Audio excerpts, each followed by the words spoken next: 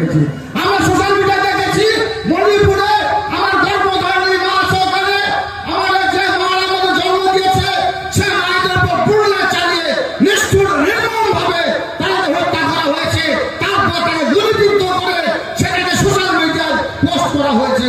এই নির্মম এই নিষ্ঠুর ঘটনা বাংলাকে ব্যক্তি রেখে ভারতবর্ষের বুকে বিজেপি শাসিত রাজ্যগুলো আছে প্রত্যেকটি রাজ্যে এ ধরনের ঘটনা ঘটছে।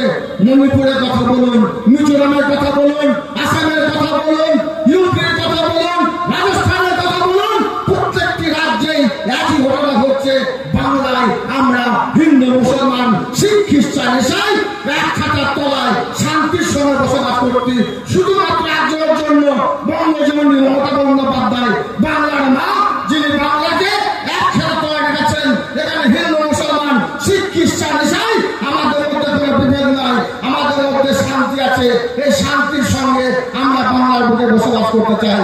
তাদের সুবুদ্ধি সম্পন্ন মানুষকে বলবো, সে কুচ্ছুক করতে খায় দেবেন না, সে বামফ্রন্টে হাত মাত্রা যাদেরকে আমরা বাংলা হয়ে তৈরি চালিয়েছি, বাংলাকে খেয়ে দিয়েছি, সে বামফ্রন্টে হাত মাত্রা যারা 2011 প্রাককালে আমার ওদের মায়ের কোল থেকে তার সন্তানকে টেনে নিয়েছে, নির্মম নিষ্ঠুরভাবে হত্যা করা হয়েছিল।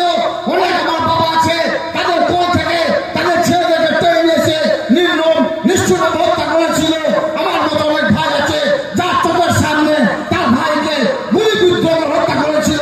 সেই বাম জামানার সেই বাম ফ্রন্টে হাত মাত্রা আবার রাম ভক্ত হনুমান হয়েছে, তারা আবার রাম ভক্ত হয়েছে, তারা আবার হিন্দু তোবাদি দেখিয়ে তারা আবার বিজেপির নাম লিখেছে এবং আমাদের মধ্যে আবার সে বিভেদ সৃষ্টি করার চেষ্টা করছে। আবার 2000